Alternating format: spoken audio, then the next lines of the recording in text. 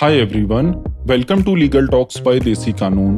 I am Suyash and today I will discuss the case of ArcelorMittal Nippon Steel India Limited versus SR Bulk Terminal Limited, wherein the Honorable Supreme Court discussed whether the courts have the power to entertain an application under Section 9 subsection 1 of the Arbitration Act once an arbitral tribunal has been constituted.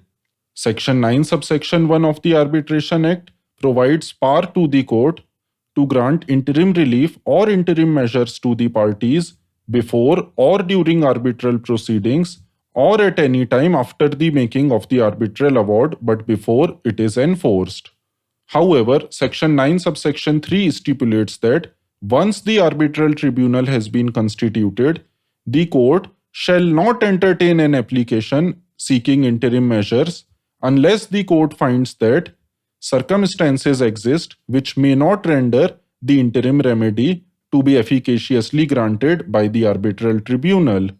The brief facts of the case are that there was an arbitration agreement between the parties to the instant case. Now, before constitution of the arbitral tribunal, the parties preferred applications under Section 9 seeking interim relief before the commercial court. Such applications were heard and considered by the commercial court, but the orders were reserved. Thereafter, the arbitral tribunal got constituted, and in such light, the parties prayed by moving an application before the commercial court to refer their interim applications under Section 9 before the arbitral tribunal. However, the commercial court declined such relief by dismissing their application.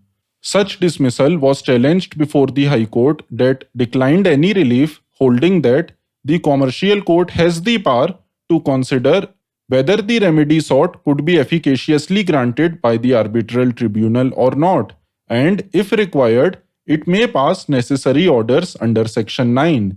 This order of the High Court was challenged before the Supreme Court. The moot question to be answered by the Supreme Court was whether a court has the power to entertain an application under Section 9 subsection 1 of the Arbitration Act once an arbitral tribunal has been constituted, and if so, what is the true meaning and purport of the expression entertain in Section 9 subsection 3 of the Arbitration Act. Thus, let us understand the pertinent observations by the Supreme Court. Firstly, the court observed that applications for interim relief are inherently applications which are required to be disposed of urgently. Interim relief is granted in aid of final relief. The object is to ensure protection of the property being the subject matter of arbitration and otherwise ensure that the arbitration proceedings do not become infructuous and the arbitral award does not become an award on paper of no real value. Secondly, the court discussed the basic principles for grant of interim relief that are A. Good prima facie case, B. Balance of convenience in favor of grant of interim relief, C. Irreparable injury or loss to the applicant for interim relief. Such irreparable injury may occur on account of delay in disposal of an application seeking interim relief.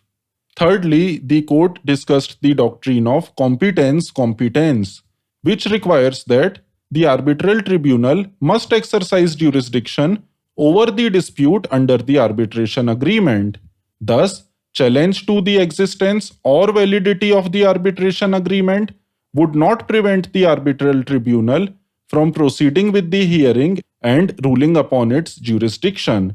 If it retains jurisdiction, it may make an award on the substance of the dispute without waiting for the outcome of any court action aimed at deciding the issue of jurisdiction. Fourthly, the court also explained that the object of introducing Section 9 subsection 3 was to avoid courts being flooded with applications under Section 9 of the Arbitration Act. In this light, the court also discussed the doctrine of negative competence. That is an exception to the rule of priority in favor of the arbitrators. This doctrine permits the courts to decide interim disputes or issues only on need basis where a prima facie case is made out. But Any grant of such interim relief is subject to complete review by an arbitral tribunal. Fifthly, the court noted that it could never have been the legislative intent that even after an application under Section 9 is finally heard, relief would have to be declined and the parties would have to be relegated to the arbitral tribunal for consideration of such interim relief. According to the court, once an application for interim relief is being considered or has been considered by a court, there is no point in relegating the parties to the arbitral tribunal. Sixthly, the court observed that the courts do not decide on merits except when permitted by legislation, either expressly or by necessary implication. Thus, Section 9 subsection 1 enables the parties to an arbitration agreement to approach the appropriate court for interim measures before the commencement of arbitral proceedings, during arbitral proceedings, or at any time after the making of an arbitral award, but before it is enforced. And the bar of Section 9 subsection 3 operates where the application under Section 9 subsection 1 had not been entertained till the constitution of the arbitral tribunal. And lastly, the court noted that even if an application under Section 9 had been entertained before the constitution of the tribunal, the court always has the discretion to direct the parties to approach the arbitral tribunal if necessary by passing a limited order of interim protection. Thus, the Supreme Court partly allowed the appeal before it, holding that the High Court has rightly directed the Commercial Court to proceed to complete the adjudication, and it shall not be necessary for the Commercial Court to consider whether the remedy sought could be efficaciously granted by the arbitral tribunal or not, since the application under Section 9 has already been entertained and considered by the Commercial Court. That was all about the case, so what are my concluding remarks? I feel that the initial purpose of having an arbitration law to have a clear, straightforward, and speedy remedy for the parties is getting defeated. Though the courts, including the Honorable Supreme Court, have made painstaking efforts to bring clarity to the provisions of the Arbitration Act, yet it is being seen that, except for the parties who can afford costly litigations, arbitration as a mode of alternate dispute resolution has not been able to inspire confidence in the general public. The courts will continue to interpret the Arbitration Act since it is a routine matter for them, but the legislature must think on how to make arbitration more accessible for the general public, because without it, arbitration law shall remain a valid option only for the elites and not for the common man. Hence, I hope you enjoyed listening to the show. Thank you for listening. Please do not forget to like and subscribe us.